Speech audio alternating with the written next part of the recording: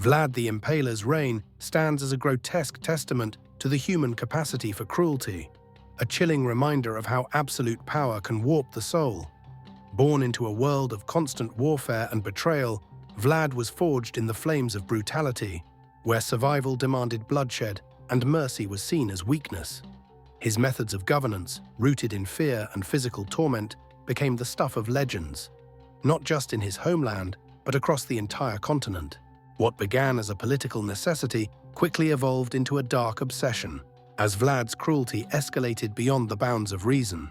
But beneath the horrifying spectacle of impalement and torture lies a deeper question. How does a man, once bound by the fragile constraints of his humanity, descend into a monster? What drives him to create a kingdom built on fear, where every enemy, every betrayal, becomes an opportunity to inflict pain? Was it the brutality of the world around him that shaped him into this cruel figure? Or was there something darker in his nature that sought to prove not just his power, but his control over life and death? In the shadow of the Ottoman Empire's expansion and amidst the constant treachery of his own people, Vlad's thirst for power became a force so relentless that it reshaped not only his destiny, but the very landscape of Eastern Europe.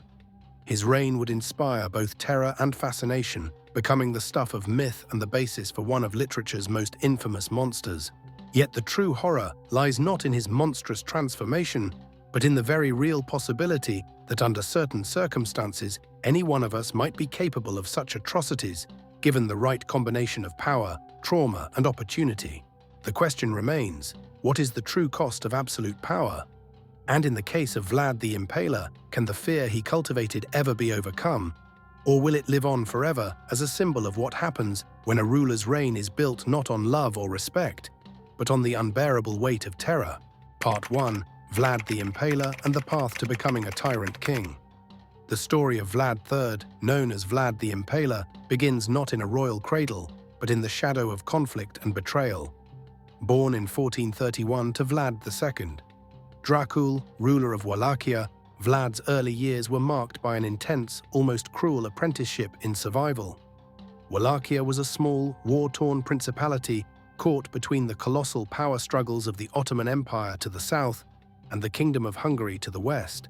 As a land of perpetual conflict, it was a place where alliances were fragile and betrayals were common. From the moment Vlad was born, his fate was intertwined with treachery. His father, Vlad II, was a member of the Order of the Dragon, a Christian chivalric order meant to defend Europe against the growing Ottoman threat. But this position placed Wallachia in a precarious position, one where loyalty could be as dangerous as betrayal. In 1442, when Vlad was just 11 years old, he was taken hostage by the Ottoman Sultan, Murad II.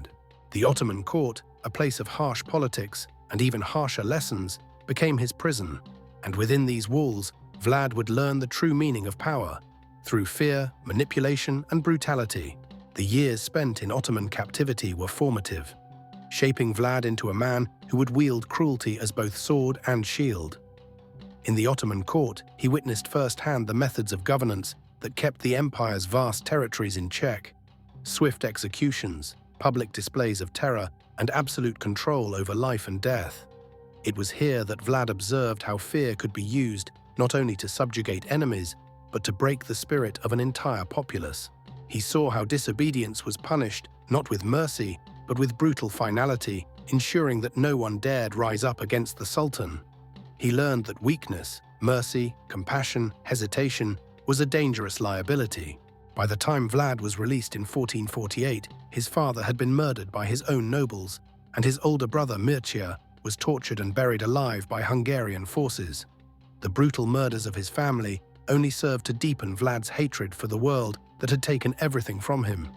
It was in these years of captivity and loss that Vlad's path to becoming a ruler of unspeakable cruelty was set. When he returned to Wallachia, the country he would inherit was torn apart by civil war, its nobility fractured by years of betrayal and factionalism. The throne he sought was not simply a matter of political aspiration, it was a blood-soaked quest for vengeance. When Vlad finally claimed the throne in 1456, after years of political maneuvering and bloodshed, he inherited a realm in ruins. Wallachia was divided, weakened by the infighting of the boyars. noble families who had murdered his father, and threatened by the ever-expanding Ottoman Empire. Unlike his predecessors, who attempted to build fragile alliances with Hungary and the Ottomans, Vlad chose a different path. His rule would not be defined by diplomacy or the slow consolidation of power. Instead, he would instill fear into the hearts of those who dared to betray or challenge him. Vlad's first acts as ruler were swift and uncompromising. He eliminated his enemies not through political negotiation, but by using his newfound power to execute them in the most gruesome and public ways imaginable. He created a reign of terror so absolute that it would soon become the stuff of legend. Impalement, his signature method of punishment, was not just an execution, it was an art designed to stretch suffering and death over days.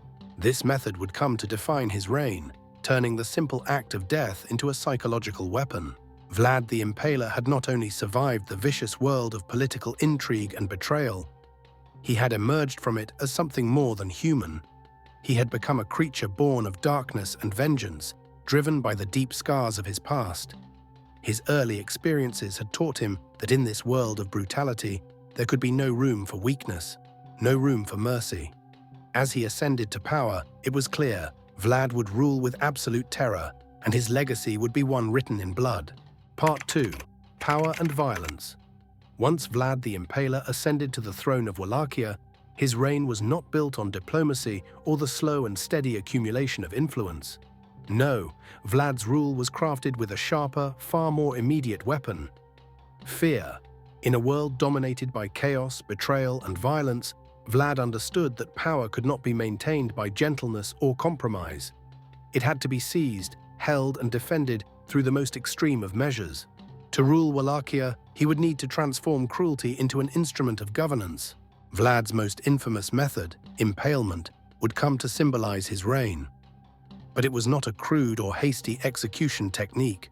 Under Vlad, impalement was transformed into an art, a calculated process designed not only to kill, but to instill profound terror in the hearts of anyone who dared oppose him.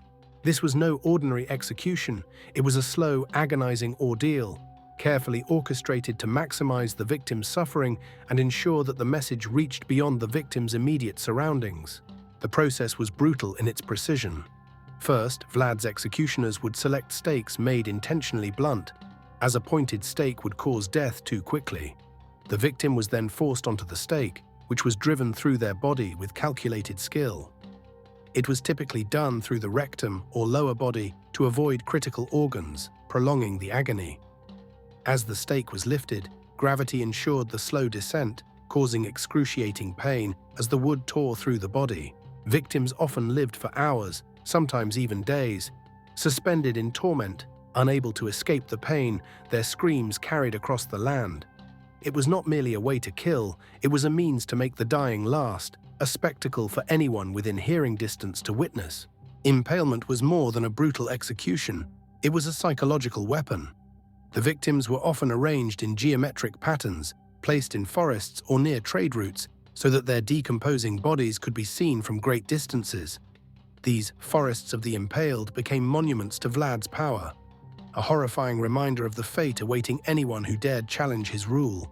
Merchants and travelers passing through Wallachia would often encounter these grisly displays days after the execution, when the stench of death had begun to fill the air. Yet some victims remained alive in the early stages of decomposition, making the scene even more grotesque. The terror of these public displays was not confined to Wallachia. Word of Vlad's methods spread rapidly throughout Europe, reaching far-off lands where the sight of his impaled victims became a symbol of absolute power and cruelty. The psychological impact of his violence was profound, and it was clear that Vlad was not merely concerned with the immediate execution of his enemies, but with creating an atmosphere of dread so intense that it would keep all potential rebels in line. But impalement was only the beginning of Vlad's arsenal of terror. His cruelty extended to other forms of punishment, each one more grotesque and calculated than the last. He employed boiling, where prisoners were slowly lowered into cauldrons of scalding liquid. The slow process of boiling alive was designed to prolong the victim's suffering, forcing them to endure excruciating pain before dying. Skinning was another of Vlad's favorite punishments. His executioners would strip the skin from the living victim, carefully removing the flesh in strips while the person remained alive. These methods, designed to stretch out death and create suffering, had one goal: to create a psychological atmosphere of absolute terror. Even more chilling were the crushing devices Vlad employed.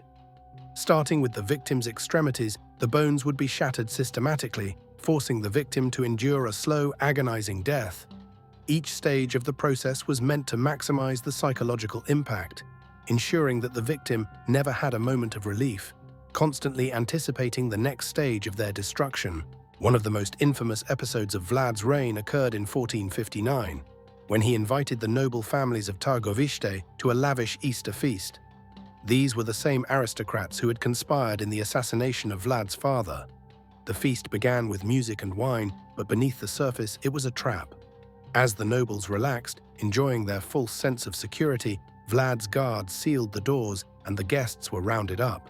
The elderly nobles were immediately impaled, their bodies becoming part of the grim landscape of terror that Vlad created. The younger nobles, along with their families, were marched to Castle Dracula, where they would be put to work as slaves, building the very castle that would come to symbolize Vlad's reign of terror. For Vlad, cruelty was not simply a tool of control, it was an art form. His executioners were highly trained in the practice of torture, perfecting each method of death to ensure that it would last as long as possible. But beyond the executioner's craft, it was Vlad himself who took a personal interest in the suffering of his victims.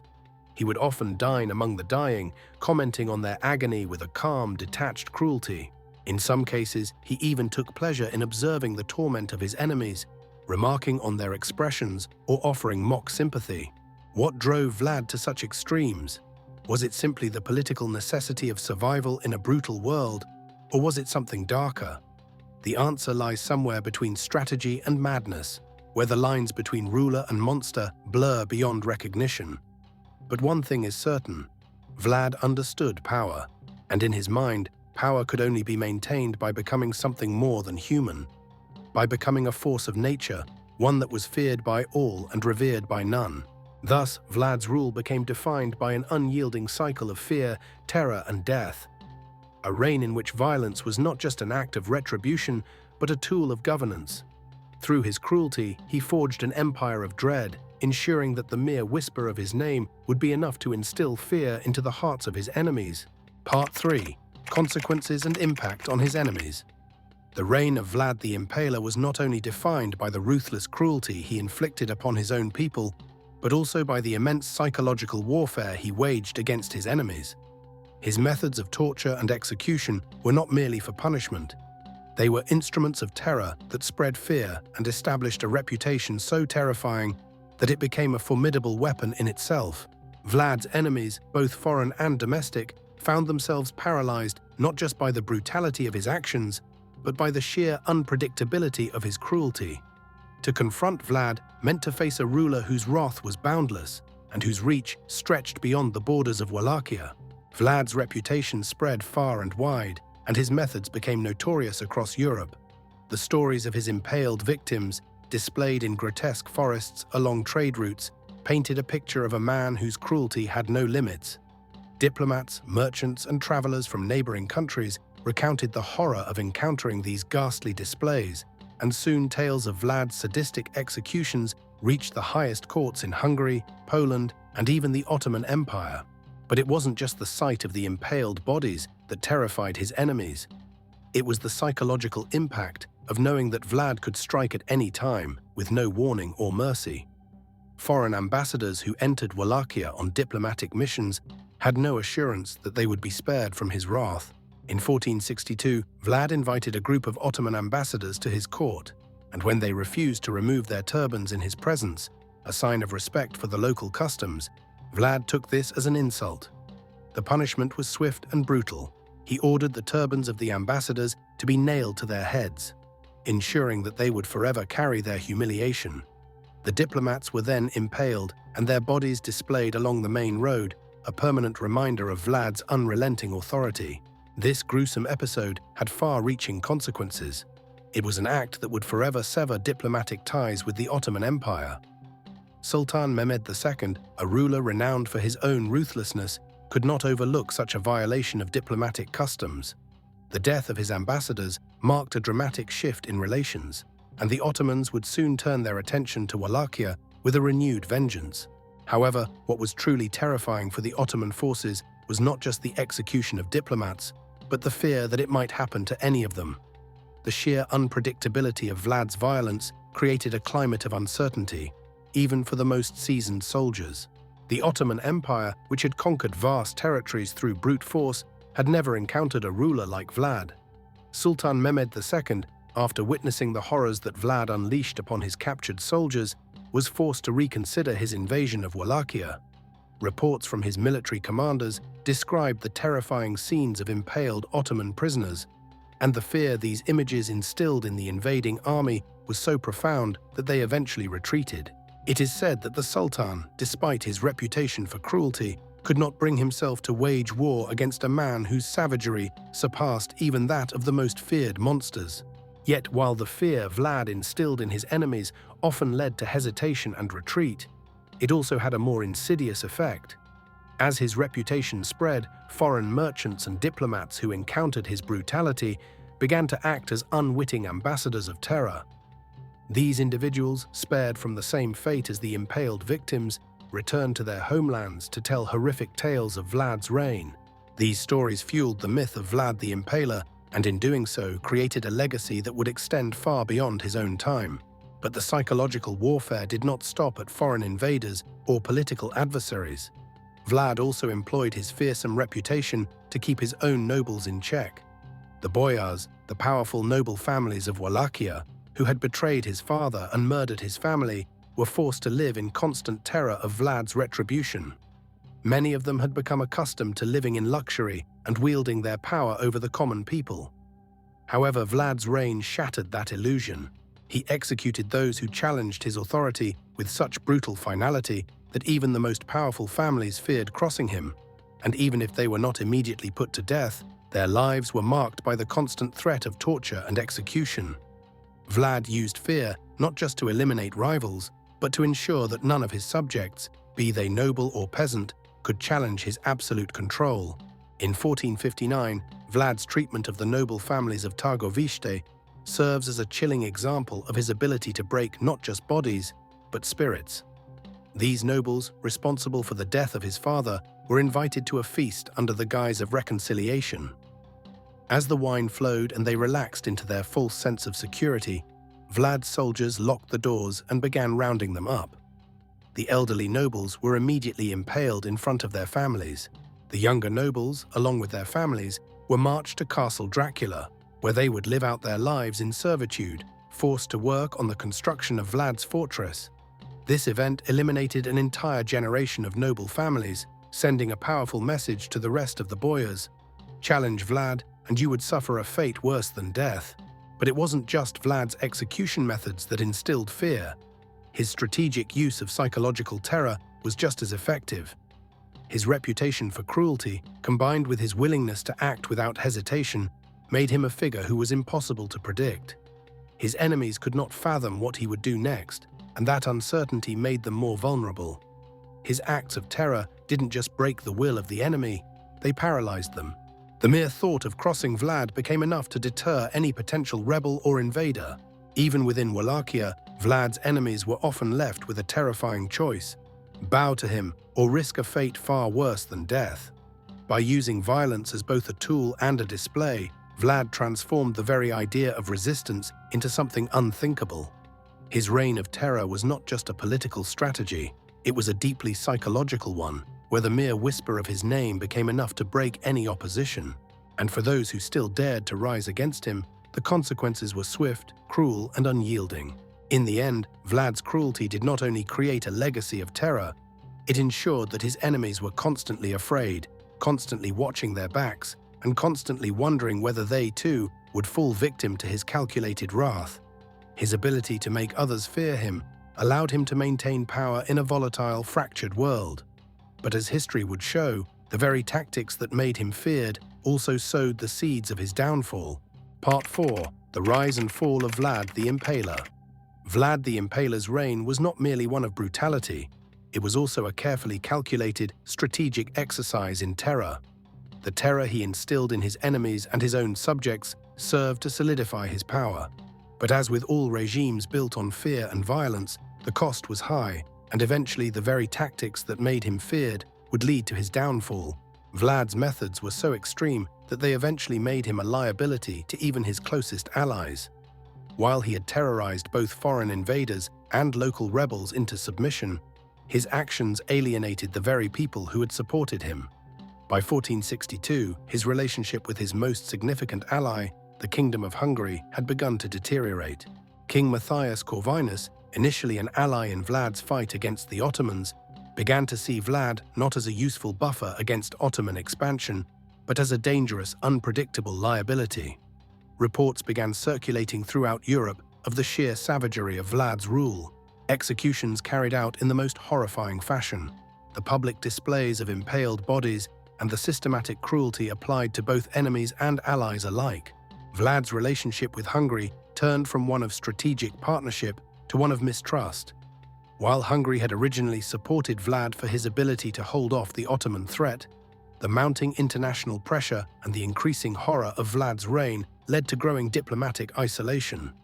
The Hungarian court, with its growing unease about Vlad's methods, eventually turned against him. Vlad's horrific reputation had now become a political problem for Hungary, making diplomatic relations with other European powers difficult. In 1462, despite his earlier support, King Matthias Corvinus ordered Vlad's capture. Vlad was imprisoned by Hungarian forces, not for his crimes, but as a political necessity. His continued rule had become a destabilizing force in the region. As part of a broader diplomatic strategy, Hungary imprisoned him to prevent his influence from spreading further and to remove a dangerous player from the board. This was a blow that stripped him of his authority, reducing him from a ruler feared across Europe to a mere prisoner in a foreign land. For 12 long years, Vlad languished in captivity, his political power extinguished. The man who had once ruled through terror was now reduced to a pawn in the game of European politics. However, even in captivity, Vlad's story did not end.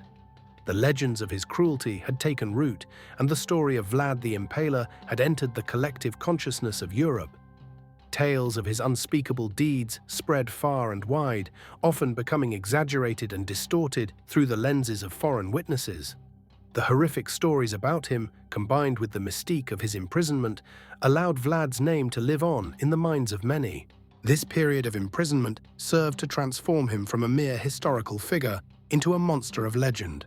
When Vlad briefly regained power in 1476, after being released from captivity, he was no longer the man who had struck fear into the hearts of Europe. His methods, though unchanged, were less effective in a world that had learned to deal with his kind of terror. The international community had adapted to the reality of his cruelty, and his return to power was met with less awe and more caution. His reign was short-lived. In the same year, he was killed in battle. His life ended not by the judicial methods he so often employed, but in the brutal conflict that defined his rule.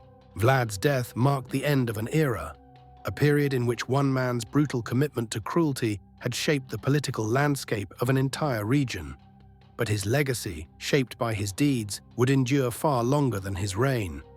Vlad's name would become synonymous with terror and tyranny, inspiring both horror and fascination for generations.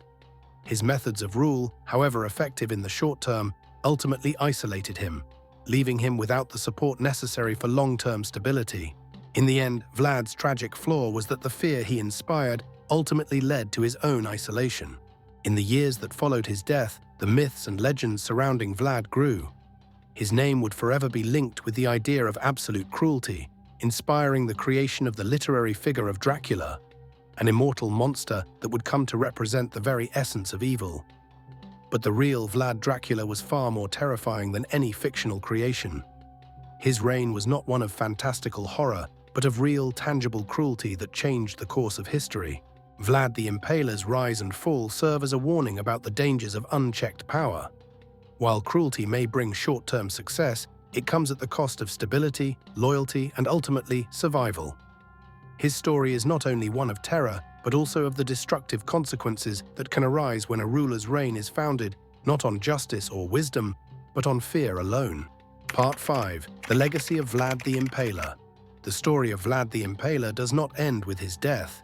His legacy, though marked by brutality and terror, resonates far beyond his time, influencing both the political landscape of his era and the culture of future generations. It is a legacy that extends beyond the boundaries of history, myth, and folklore into the very nature of fear, power, and governance. Vlad's reign serves as a chilling testament to the lengths to which power can be wielded.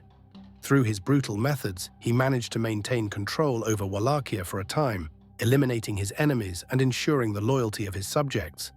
However, the consequences of his cruelty were far-reaching, and the isolation he created through his tyrannical rule left him vulnerable. While his terror served as a tool to deter invaders and crush opposition, it also made him an isolated ruler, one who could not rely on diplomacy or true loyalty. His very methods of control, rooted in fear, sowed the seeds of his downfall. Vlad's legacy is perhaps most enduring in the way he has been mythologized. The historical figure of Vlad the Impaler, whose reign of terror was marked by calculated cruelty, became the foundation for one of the most iconic literary characters in history, Count Dracula. The vampire, as created by Bram Stoker in 1897, embodies many of the traits of Vlad himself: immortality, a thirst for power, and a reign based on fear. Though Dracula is a supernatural monster, his character is deeply rooted in the real-life brutality of Vlad. The transformation of Vlad into Dracula symbolizes how history can blur the line between reality and legend, creating figures whose fearsome reputations outlive their mortal existence. But the myth of Dracula does not capture the full horror of Vlad the Impaler. The true Vlad was not a supernatural creature, but a human being whose cruelty reached unprecedented extremes. His actions have been studied not just as a historical curiosity, but as a case study in the psychology of political violence. What drives a man to such extremes? How does one reconcile the cold, calculated methods of a ruler with the deep human capacity for empathy and compassion? These questions continue to haunt the legacy of Vlad, as his story serves as both a warning and a reflection of humanity's darker tendencies. Vlad's reign also serves as a cautionary tale about the corrupting influence of power. His methods of terror, though effective in the short term, ultimately proved unsustainable. His reliance on fear and cruelty as tools of governance alienated him from those who might have otherwise supported him. The fear that initially served to solidify his power eventually led to his downfall, as it created an atmosphere of paranoia and distrust. Vlad was unable to build the alliances necessary for long-term stability, and his rule became synonymous with suffering and chaos. In the modern world, Vlad's legacy continues to resonate in the study of authoritarian regimes and the use of fear as a political tool. Dictators throughout history have employed similar tactics to control their populations, instilling fear through violence and repression. The ability to maintain power through terror, as Vlad did, is a strategy that remains all too relevant in certain parts of the world today. Vlad's reign, while rooted in the medieval political context of Eastern Europe, offers lessons that continue to echo through the corridors of modern history. Yet despite the horror of his methods, there is also a certain tragic dimension to Vlad's legacy. His life and reign were shaped by personal loss, betrayal, and a deep, unrelenting desire for vengeance. The death of his father and the brutal treatment of his family left deep scars on his psyche, and his actions, though monstrous, were in part a response to the world that had shaped him. He became a man who saw the world as one of violence and betrayal, where only the strongest survived and the weak were crushed underfoot. Vlad's story is not simply one of a cruel ruler, but one of a man who was shaped by the horrors of his time and responded with an equal and opposite cruelty. His reign was not just about political control. It was about survival in a world that showed him no mercy. In that sense, his story reflects the human condition itself. The struggle for power, the capacity for cruelty, and the consequences of living in a world where morality and conscience are often sacrificed in the name of survival. In the end, Vlad the Impaler's legacy is a complex one. He is remembered as one of history's most fearsome tyrants, a man whose cruelty knew no bounds. But he is also remembered as a tragic figure, one whose methods, though effective in the short term, ultimately led to his isolation and downfall. His story forces us to confront uncomfortable truths about the nature of power, fear, and human nature itself. It reminds us of the dangers of unchecked power and the cost of ruling through terror. Vlad's legacy is not one that can easily be forgotten. His name lives on in the annals of history, forever linked with the idea of absolute cruelty and the corrupting influence of power. But it is also a legacy that offers lessons, a reminder of the fragile line between order and chaos, between governance and tyranny, and the cost of trading humanity for power. In the end, the true horror of Vlad the Impaler lies not in the deeds he committed, but in the reflection they offer of what any human being might become when power is unrestrained by conscience. Part 6. Conclusion: the fragility of civilization and the price of power. The legacy of Vlad the Impaler is one that endures, not just in the dark corners of history, but in the very fabric of our understanding of power, fear, and governance. His reign, built upon terror and cruelty, serves as a chilling reminder of how easily a ruler can descend into madness when driven by vengeance and unchecked power. Vlad's story challenges us to confront the uncomfortable truths about human nature and the fragile nature of civilization itself. While Vlad's tactics were effective in the short term, eliminating his enemies, crushing rebellion, and deterring foreign invasions, the cost was profound. His use of fear as a tool of governance created an atmosphere of paranoia, where no one, not even his closest allies, could trust one another. The very methods that ensured his dominance ultimately led to his isolation, as his subjects, allies, and enemies alike recoiled from the all-encompassing dread that he fostered. His reign became a world in which cruelty was not an exception, but the rule, and where the constant threat of violence overshadowed the possibility of peace, loyalty, or cooperation. In the larger context of history, Vlad's story is a warning. It is a reminder of the inherent dangers in wielding absolute power, especially when that power is rooted in fear rather than trust. Vlad's cruelty did not create lasting stability. Rather, it bred a culture of fear, distrust, and violence, a culture that inevitably spirals into chaos and collapse. The power he sought to amass through bloodshed became the very thing that isolated him, stripping away the alliances, resources, and support that might have secured his long-term rule. The very fear that Vlad used to keep his enemies at bay ultimately became his greatest enemy. It is in the examination of his reign that we are forced to ask ourselves, what is the true cost of absolute power? Can any political gain, any sense of security or control justify the systemic cruelty that Vlad employed? Can a ruler whose authority is built solely upon terror ever truly rule effectively, or does the erosion of moral boundaries ultimately erode the foundation of governance itself? In the modern world, where the lessons of Vlad's reign resonate in the actions of various political regimes, it is crucial to understand that the use of fear as a tool of power is not just morally repugnant, it is also politically unsustainable. The history of tyrants like Vlad shows that while cruelty may secure a ruler's power in the short term, it inevitably creates instability. Fear-based regimes are inherently fragile, as the loyalty of the ruled is never secure. Even the most ruthless rulers are vulnerable to the erosion of their own power when the very methods they employ to maintain control sow the seeds of their own destruction. The story of Vlad the Impaler is also a meditation on the fragility of civilization itself. In a world where survival depends on brutal force, where political alliances are fragile, and where cruelty is considered a necessary tool for maintaining order, the boundaries between civilization and barbarism blur. Vlad's actions remind us of how easily the thin veneer of civilization can be torn away when power is allowed to go unchecked, when moral constraints are abandoned, and when violence becomes the dominant means of control. However, while Vlad's story is one of terror and tragedy, it is also a story that prompts reflection and introspection. The lasting question his life leaves us with is whether the path he took was entirely inevitable, or if it was shaped by the brutal world in which he lived. Was he born a monster, or was he shaped by the circumstances of his life into the figure he became? This question raises disturbing implications about the malleability of human conscience under extreme pressure, and the conditions that allow for the emergence of individuals capable of such extreme cruelty. Vlad the Impaler's legacy, though rooted in the medieval landscape of Eastern Europe, transcends time and place. It offers a stark lesson on the dangers of ruling with fear and the inevitable consequences of power unchecked by conscience or compassion. His story is a powerful reminder of the fragility of civilization, the peril of absolute power, and the darkness that lies within the human soul when that power is used without moral restraint.